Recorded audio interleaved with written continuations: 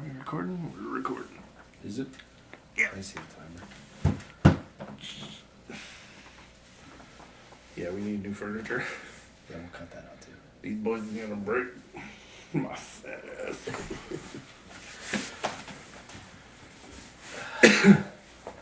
This is where we're supposed to come in where we left the last video off and just be like, oh! Oh, sorry. Hey, welcome back, guys. Sorry it's been a while. A lot of things going on. We haven't been able to finish filming here, but we're back. I'm a little sick, so pardon the voice or if I cough a lot during this. But we're going to finish this one up for you, and we might have some news at the end of future endeavors possibly at the end of this video, so make sure you stay tuned because we're gonna have some good stuff coming down the pipe for you guys. So where did we leave off? So let's see, where we last left off. Ah, yes. The tag team title match. Yep. So, next match is Mr. Perfect and Lex Luger.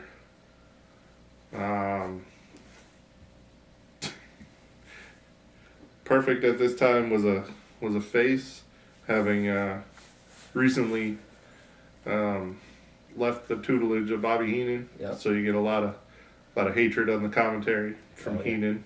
Oh yeah. And Luger at this time was doing his narcissist gig as a heel. So he had all the mirrors and the poses and all that stuff. And at this point, they had according to the storyline, Lex Luger had attacked Bret Hart that morning, hit him with the forearm, and at that time, nobody with the company knew what was wrong with the forearm. But apparently, storyline or real life, I'm not sure if this ever really happened in his life, but apparently he was in a motorcycle accident, and he had to have a plate and screws put in his forearm, so he was whacking people in the head with it and knocking them out. Yeah. That went on for a while too. I remember that.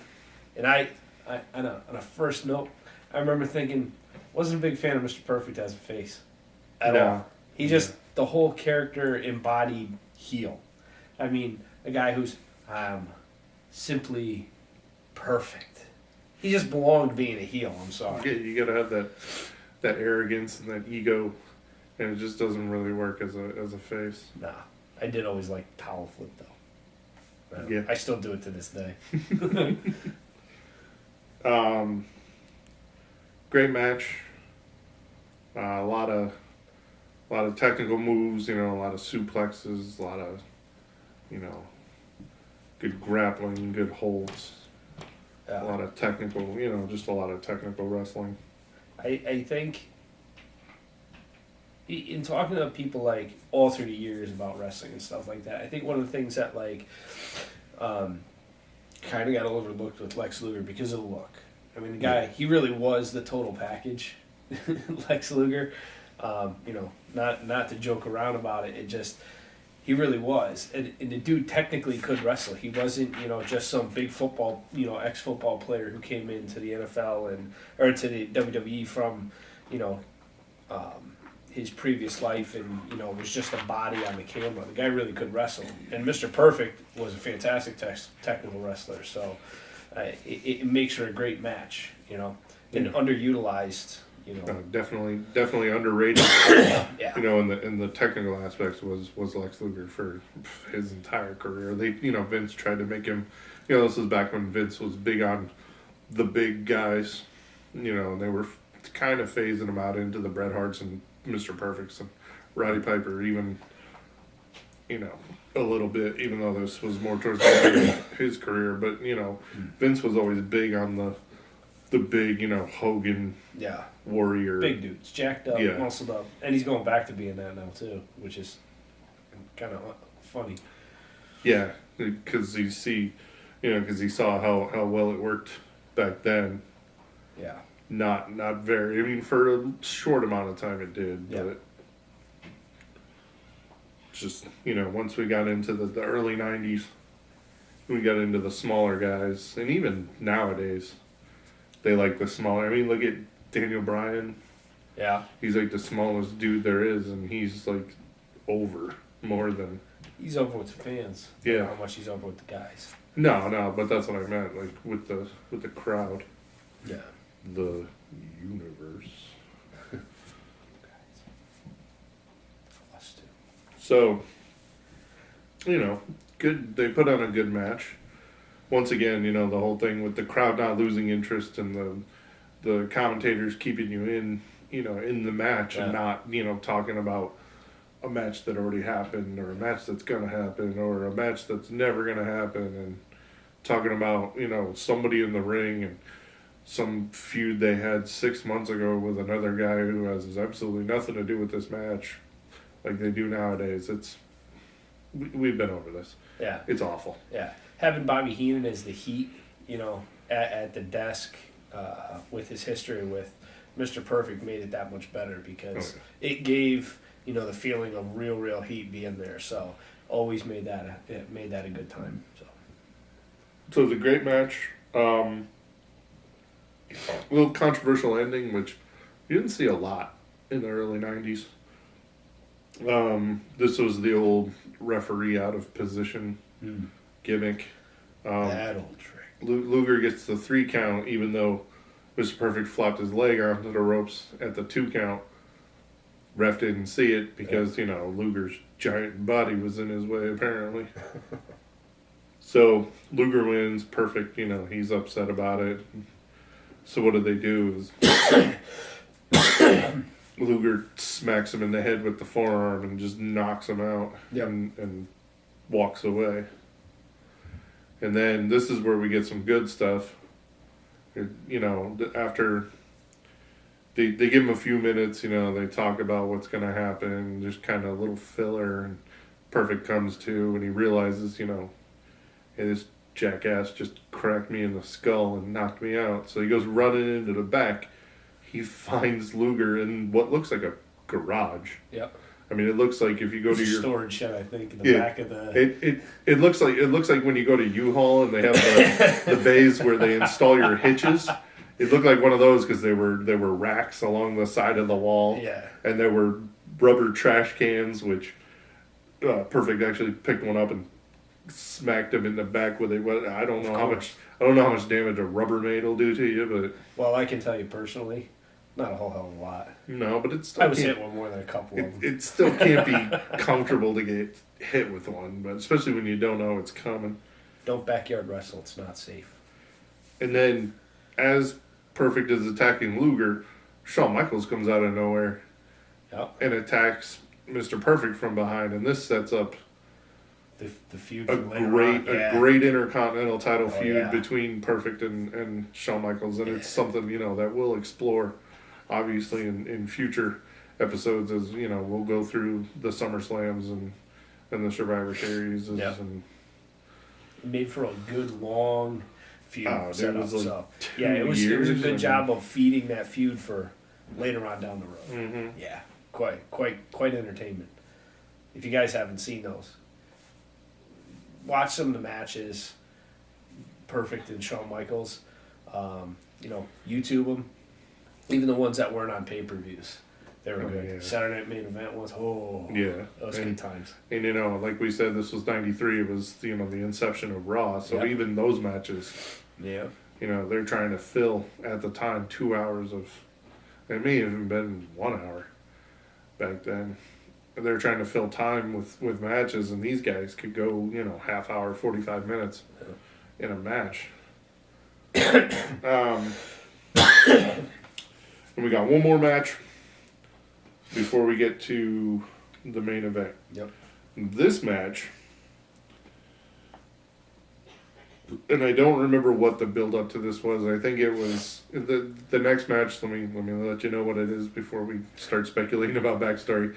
The next match is The Undertaker versus Giant Gonzalez. And for those of you who don't know, I mean, the man has the word giant in his name. He was billed as 8 feet tall.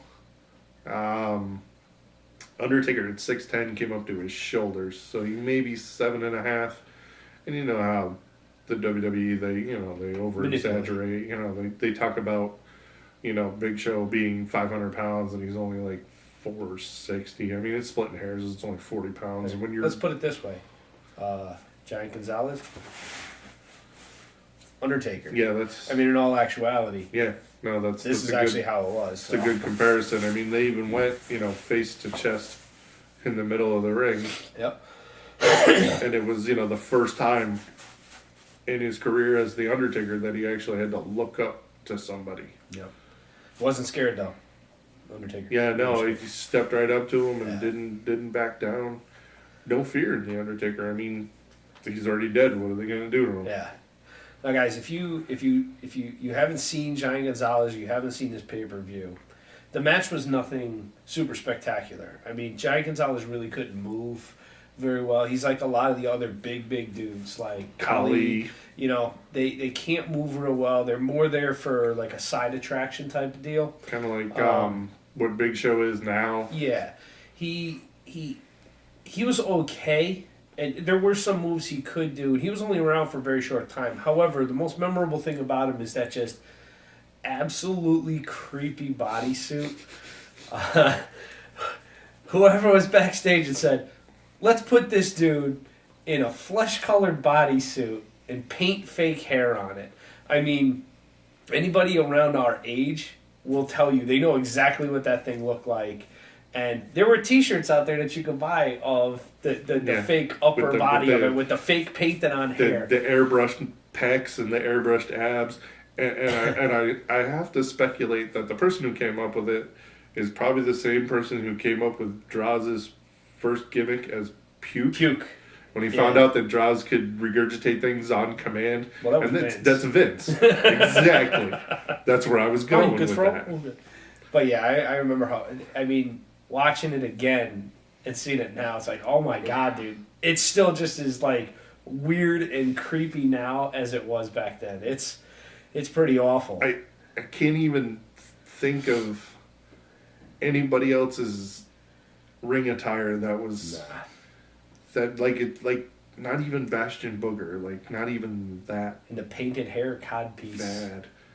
Just it was it was a latex bodysuit. Like it looked like one piece, and then like he pulled his trunks on over it, and that was like his, the mid area, like his genital region and his and his ass. I mean, basically, and it was just painted brown.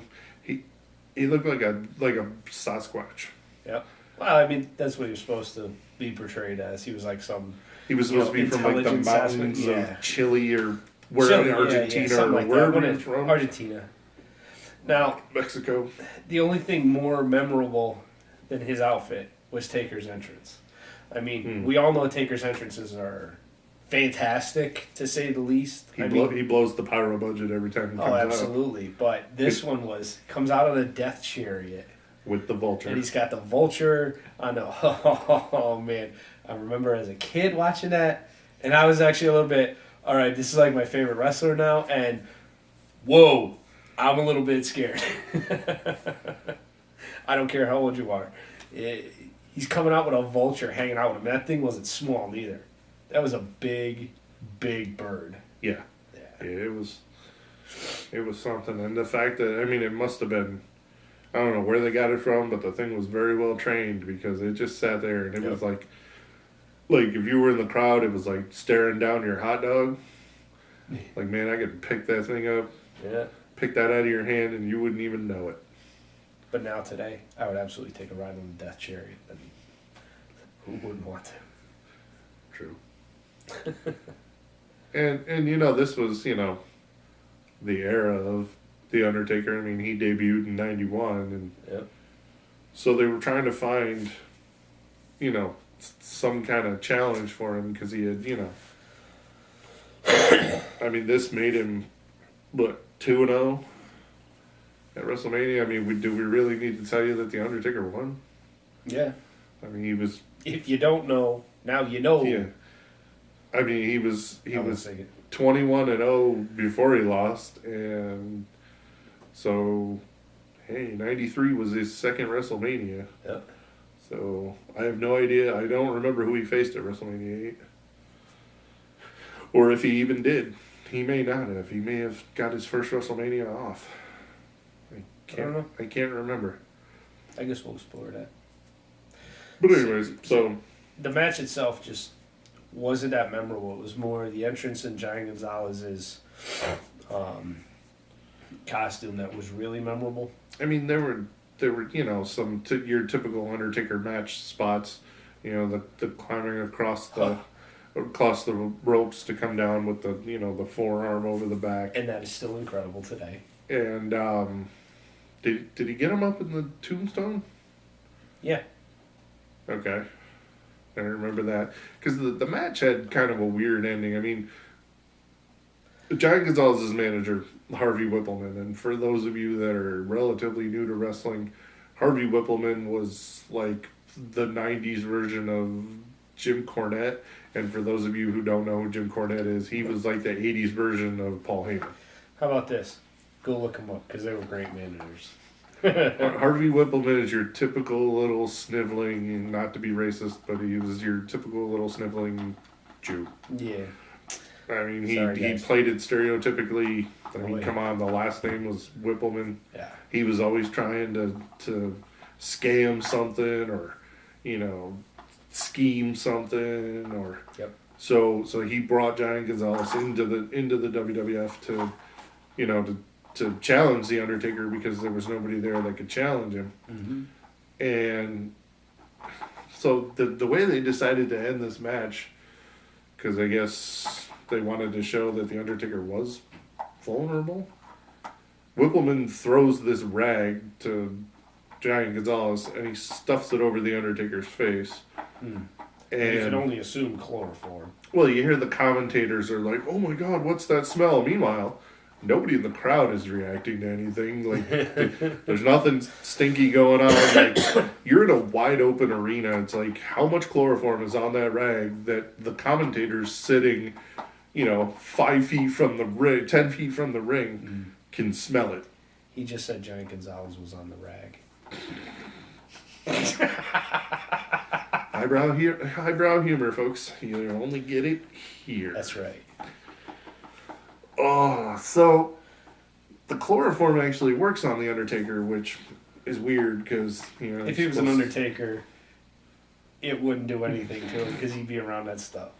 But still, I mean, Well, I mean, not to mention the fact that he's supposed to be the dead unbeatable guy. And, indestructible and not immortal, but, he's already dead.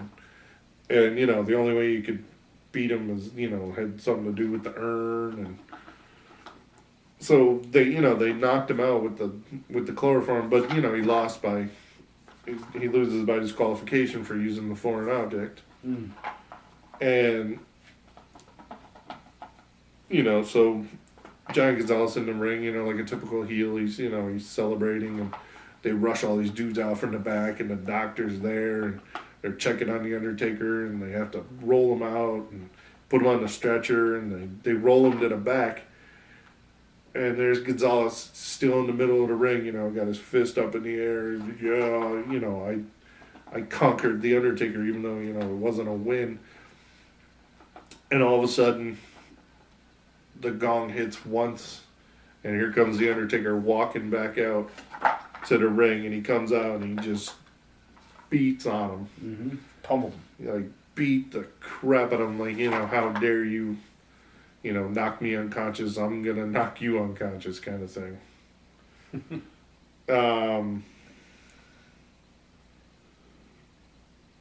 So that's the end of that match, and to go with the flow, we flow back into the backstage interviews with Mean Gene, and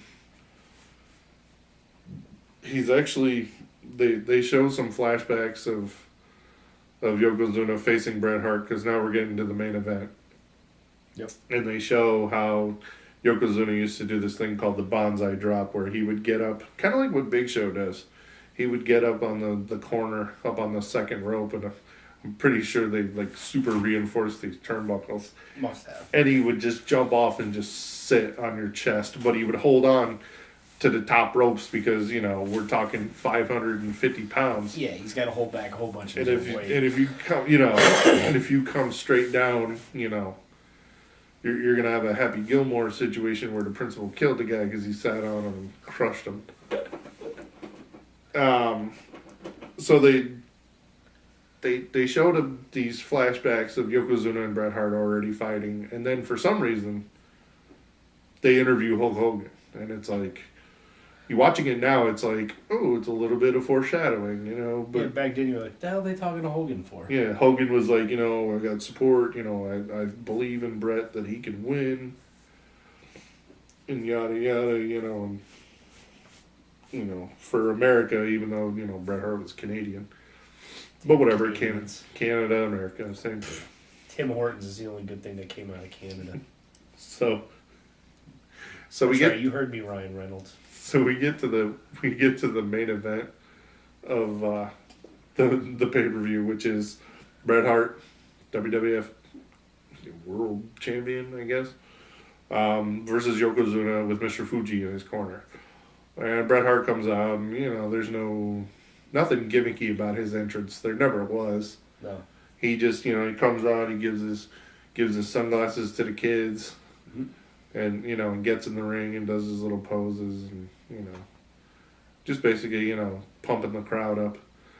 And Yokozuna comes out. Now, for those of you that are new to wrestling, that don't know about Yokozuna, the word Yokozuna itself is used in sumo as to mean the grand champion. So it's not like this was his name, although it was the name of the character. Mm. So he's supposed to be from Japan. That's why Mr. Fuji's his manager. Mr. Fuji. Here's a little swerve on the real life though. Yokozuna is actually Samoan, mm-hmm. and he's related to The Rock, like all Samoans are. Every Samoan in wrestling, with the exception of Samoa Joe, who I don't really think. I'm starting to have doubts that he's actually Samoan. We'll have to look that up. I hope you sign with WWE. Come on. Seriously. But yeah, every Samoan in wrestling, with the exception of Samoa Joe, is related to The Rock in one way or another. I'm sure the IWC is going to correct us on this. If they even watch this video. I mean, we only have 9 subscribers. Guys, spread the word. And only 6 of you are watching the videos. So.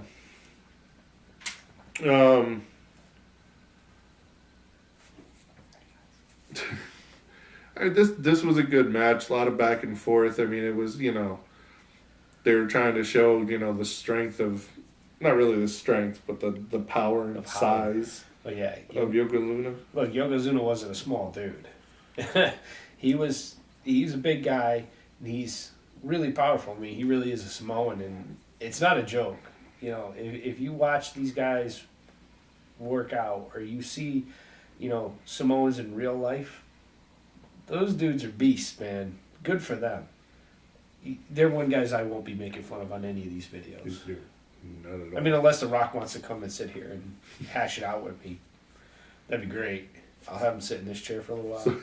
Show him a videotape and beat me up, but then I could say I got beat up by The Rock. So in 1993 at WrestleMania, Yokozuna was about 550 pounds. By the time he died, he was probably closer to 650. Yeah, he was a big one. He just kept gaining weight, and he felt that it added to the gimmick, and it's a shame. It killed his heart, and it killed him.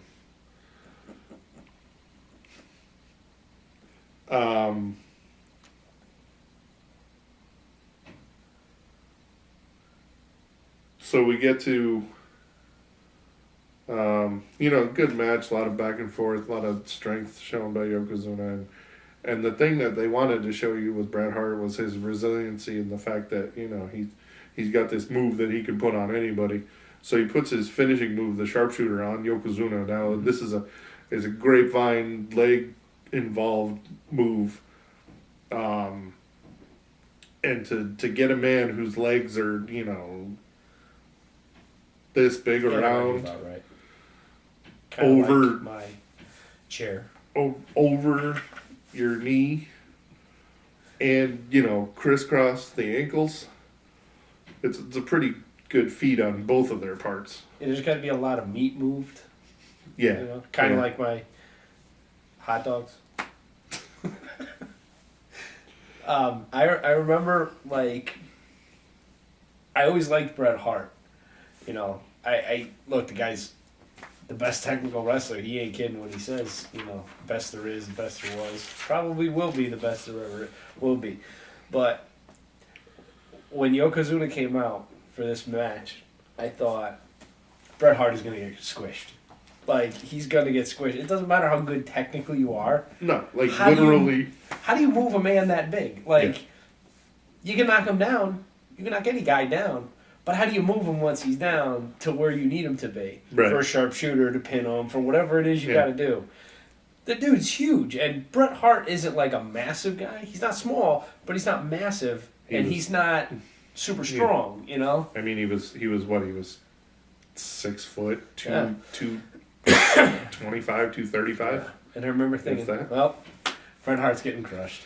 Yeah, and you're thinking, you know, he's going to lose this title, and Yep. but what they end up doing is he puts him in the sharpshooter, and of course, you know, it being a submission hold, the referee has to get down and check with Yokozuna to see, you know, do you give up? What do you say? Even though supposedly the man didn't speak a word of English because he was supposed to be Japanese, but you know, I guess you could. You're not in a reverse chin lock or anything. I guess he could nod his head or shake his head no. Maybe do you quit as a universal language? Yeah, or, you know, his hands were free, I guess, if he tapped on the mat, which is what most guys do when they're in moves like that. Squeeze on. So apparently, again, we have the obstructed view for the referee, because, and in this case, I could believe it a little more. I mean, he was, you know, literally a mountain of a man. So the referee's down, checking him, you know, asking him if he quits.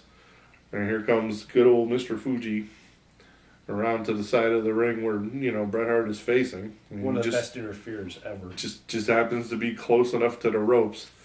And Fuji reaches in his little bucket there of his ceremonial salt and he whips it into Bret Hart's eyes, you know, and it kind of looked like cornstarch consistency. It didn't really look like salt. I think it was baby powder mixed with something else to take the sting out, in case it does get in their eyes. Yeah, and I never understood how salt really. I mean, I don't want to try it out and I was just going to say, if you have salt thrown in my eyes. want to take that salt, we'll try it right now. Nah, I'm good. I'll let somebody throw it in my eyes. Who wants to do it? No, Guys, we hit 100 views, I'll let somebody throw salt in my eyes like Mr. Fuji. Come on. Is that 100 views on one video or all combined? Because we're over 100 views on our first two videos. On this combined. one. As soon as we hit 100 on this, we'll pick one of you guys to do it. Nice. I think I know which one of our subscribers we should pick to do it. He means you. But moving on. So we get the salt in the eyes. We get the pin. And we have a new champion. So, remember that foreshadowing I told you about? Well, With the interview with Hogan, and you were trying to figure out where's this going? Well, not so much a triumphant entrance. I don't remember they playing his music, but so he comes running out to check on his friend, Bret Hart, to make sure he's all right. You know, he's trying to help him to the back, and you know, being the heels that they are, Mr. Fuji grabs the microphone, and he starts, you know, pretty much berating Hulk Hogan, calling him a coward. He says, you won't fight my guy. You're afraid of him. like, oh, Mr. Hogan, you no fight the Yokozuna. Again, with the stereotypically racist stuff, flashing back to the stereotypically racist cameraman in the audience. Did Mr. Fuji remind you of Pat Morita? Like, every time I watched him as a kid, he reminded me of Pat Morita. And if you guys don't know who Pat Morita is, go jump off a roof. Can't be telling people to do stuff like that. Pat Morita basically Don't jump is off roofs. Mr. Miyagi from The Karate Kid. And Mr. Fuji kind of a chubbier version. But he looked kind of like him. But he did, I don't know if that's racist to say that All Asian people. I didn't say they all look look the alike, same. guys. I'm not saying you all look alike. We're just pointing out the fact that two separate people, who We don't need to be PC. who both happen to be Japanese at least. I think. So we'll just move on from that. Anyways, so here's Fuji in the ring, and he's we're slowly losing viewers and No, we're subscribers. not. We're getting more because people are like, these guys are crazy. So anyway, back to the match. So Hogan's trying to wave him off, and he's trying to help Brett to the back, and Brett's telling him, go, You a coward! take, prove your mettle, basically. So there's a challenge, Not which leaving him. which is, back in those days, a verbal challenge from the champion was like, all right, we got a ref, there's a verbal challenge, we accept, it's a match. Yep. Nowadays, you don't see that anymore. It's like, the authority comes running out there like, no, you Nope, can't make a your match. own. We only make Yeah, matches. you can't make your own matches. Well, remember the days when champions could make their own matches, and it meant that you were a fighting champion? Well, guess what? We got a match, guys. So, this is where we get to the interesting part of the review and the interesting part of the pay-per-view. Because, as you're going to find out through the length of this series, however long we go at this, years and years and years, until we run out of pay-per-views, you're going to find out that there's two constants that involve one superstar and the two hosts of this show. Hulk Hogan guy, Complete opposite. not Hulk Hogan guy. Yeah. Never a fan. And even though he's wrong, we won't hold it against him. I know somebody that's going to watch this. I'd like them to hold something against me. Gotta love those inside jokes. So, Hulk Hogan, we discussed this in the other video, just never struck me. Nothing about him struck me. Even the whole All-American thing, me being, the All-American boy that I like to think I am. And I think I am. Yeah. He just never struck me like in any way whatsoever that made me go, oh, I gotta cheer for Hulk Hogan. Nothing against him, because I did like his show later on. Hogan Knows Best, right? Is that what it's called? Something like that. Mm-hmm. I did like that show, Yep. but Hogan never struck me. However, in this case, I didn't like Yokozuna. He just beat Bret Hart. He took the title, and for me, it was all right. This dude just took the title away, and now he's going to run his mouth that an American can't beat Yokozuna. So in this case, I was hoping Hulk Hogan would beat him. Impromptu match, and 22 seconds. 22 seconds. And of course, it involved Hulk Hogan's moves. The same three moves. This is. How do we do this? This is where we get into the comparisons to John Cena, and I'm sure you've all Stop heard talking crap about John Cena. the 5 moves of doom. Hogan had less than that. It was 3 fists to the face, Irish whip off the ropes, big boot to the face, run yourself off the ropes, drop the leg. 1, 2, 3. So, technically it was a 19-second match because it's supposed to take 3 seconds to count the 3 count. Mm. Hogan wins the title. Crowd goes nuts because, it's the 90s and it's the era of Hulkamania. Yeah. Place is insane. Hogan's in the ring, Yokozuna rolls out defeated. And yet, somehow, and we'll get to this at a later date, by the time WrestleMania 10 comes around, Yokozuna's the champion again. Yeah. So, we'll get to that because I don't remember the specifics of any of it. I do. However, we'll discuss it in further videos. Mm. For some reason, I do remember it. Teaser.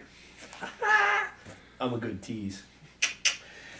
And that's, basically the pay-per-view in a nutshell. I gotta say, if you're gonna spend the money, the $9.99 a month for the network, They have a lot of good, original programming, but to watch the old pay-per-views, it's really worth the money. Yeah. So we come to the end of the review of our first pay-per-view. Let me just add one note real quick, because I did this research like a week after we started this filming the first one. I read that there was one bet that Hulk Hogan, because it's Vegas, right? Right. There was one bet that somebody placed that who the hell knew that they put bets on wrestling back then? But I guess because it was in Vegas, they did it. The dude put a bet that Hulk Hogan was walking out of WrestleMania as a champion. With the champion? It was a 500 to 1 odds because nobody knew Hulk Hogan was wrestling in this pay-per-view. The dude put down $5,000. Was it Jimmy Hart? Good call. No, it was just some dude. I read it, like I was reading a little bit up on WrestleMania to see if like we had missed anything or there was something we kind of went over and probably need to go back to. The dude made a ton of money off of a bet that he was the only person that took the bet in Vegas. 500 to 1, and you said he bet how much? $5,000 he put down on it. They didn't give the guy's name, so I mean, he could have been an anonymous bettor. He could have been a celebrity. Who knows? $2.5 million. Good for you, dude. Good for you. And in 1993, that was a lot of money. I have a feeling you put an IROC Z. So anyway, guys. Or a Trans Am. Trans Am. To look like Knight Rider. Oh, I'd take a Knight Rider car. So, guys, that's the review, of our first pay-per-view. We had a lot of fun doing it. It was great, to watch this one and talk about, exactly what we want to talk about. What it was like when we were younger and today. However, we are going to change it up a little bit, right? Yeah. These videos from now on are not going to be an hour and a half to 2 hours long. I mean, if you want to watch a 2-hour video about a pay-per-view, you could go watch the pay-per-view. Yeah. So we're going to cut these down. There's going to be some tweaks. We're looking at half-hour videos. So if you're afraid that, your short attention span isn't going to hold, I can't watch an hour-long video because my mind is going to wander and I'm going to want to get up and walk away from this video. Or life is in the way. I mean, trust us, we're going to shorten these videos. We're going to change the format up. Also, we're going to be adding some programming to this channel. You're going to see a little variety. Hold on before you get there. As far as changing the format, we're not changing the discussion of old school, new school ideas and watching it because that's the whole concept of this, guys, is this is something different for us. Nobody else is doing this, and nobody else better steal this idea because we're the first ones doing it.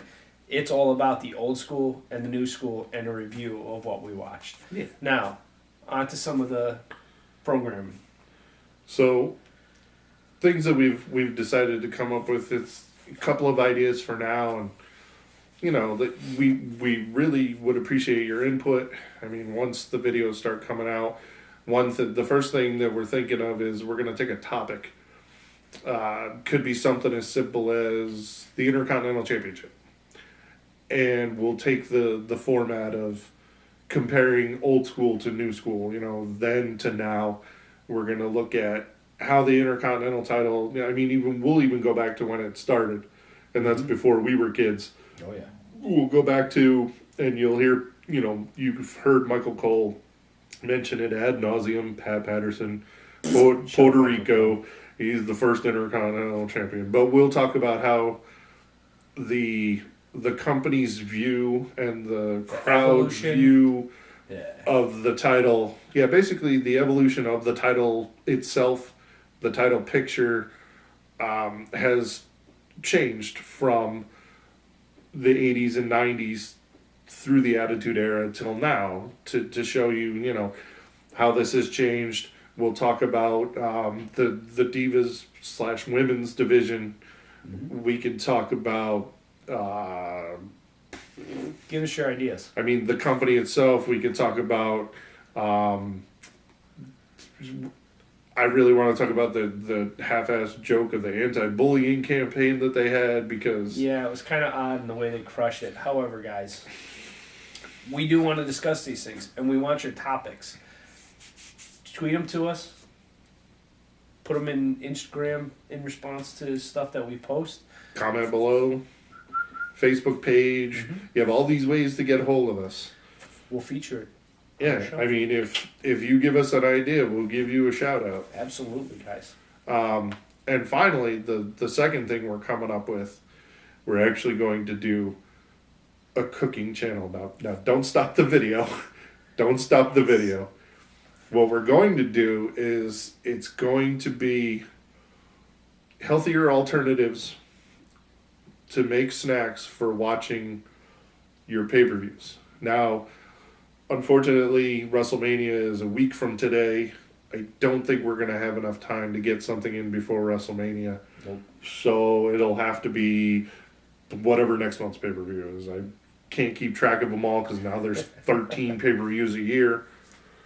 But we'll get it in for you and we'll show you, instead of ordering pizza and buffalo wings and, all this fattening crap, and then you just look like, the fat, grotesque wrestling fan sitting in front of his computer complaining about how crappy wrestling is, you could actually stay in shape, not have a heart attack by the time you're 35, and live a healthy life. But at the same time, still have tasty snacks that won't drive all your friends away when they come over to your house to watch these pay-per-views that you're paying $9.99 a month to watch. That's right. They'll be tasty, guys. Don't worry. I can cook. And, Promise. we're constantly coming up with new ideas. I mean, we're always brainstorming. I mean, it's a pretty small storm, but one, because there's only two of us, and two, because between the two of us, we only share like 3/4 of a brain. Mm. So, but we're going to constantly change and adapt. Like we said on the Facebook page, if you don't adapt, you're going to become stale and you're going to get left behind. And we're going to end up with no subscribers. I mean, the 9 that we have now, don't get us wrong, we are very thankful for all Love you guys. of you. But we're trying to get more subscribers. We're not trying to get less. Guys, please, please, please share this video. Share other videos. Please tell your friends to subscribe. Get other strangers to subscribe. Get people at your work to subscribe. Promise they're not going to look at you and be like, dude, that was a waste of my time. I mean, share the posts on Facebook. You could tweet them out, retweet. I mean, if you follow the... You retweet dumb memes all day, don't you? Yeah, I mean, if you could share, stupid posts about who knows what, about like the Kardashians on Facebook, you can share a post with a link in it to our videos or to our Facebook page or to the YouTube page, whatever it is, however you want to get people involved. Share the videos on your page. That's how a lot of people find things. Is, oh, this person posted this video on Facebook. Let me go take a look at it. Yeah, please. So that's just a little thing that we wanted to let you guys know that, changes are coming, and that's what those are what the changes are. So, I mean, a few changes to the set too. Yeah, we're still upgrading. We're doing, I'm sure you noticed, from the first video to the second video, there was a little upgrade in the graphics. We've upgraded the software. We're looking into upgrading the hardware as well. So yay. Hopefully the audio will get better. Maybe the lighting will get better if I can get this guy to chip in on some lighting shades, and a better camera, a little better audio equipment. Maybe we should kickstart. Just kidding, guys. So, I mean, it's not a bad idea. But, we just wanted to keep you up on what exactly the changes were. I know, we had some posts that had said, changes are coming, and we didn't want to be all cryptic, this whole the man comes around I wanted thing. to, but, not everybody lets me be cryptic. No, but it's not nice to leave your subscribers in the dark. You really gotta keep them up on what's going on with your channel, especially changes, because a lot of people on YouTube don't like change. Yeah. They're like babies. It's like, I don't like change. Change. Guys, we really do appreciate everything. We It's 9 subscribers. We really do want some more. So please share us. We do appreciate all of you guys and any new subscribers that come in and watch this. We hope you're entertained by us, and please subscribe to our channels. Follow us on Facebook. Follow us on the Instagram. Follow us on Twitter. Make sure you give this video a thumbs up. Share the link on your Facebook. Share the link on your Twitter, Instagram, Snapchat. Whatever you want to do. Whatever social media you If you want to got, buy a billboard and put it up you for can us, find too. us. And I guess this is where we have to come up with an ending to the video. If you want to get up, reach over there and hit that button. Wrestle me this.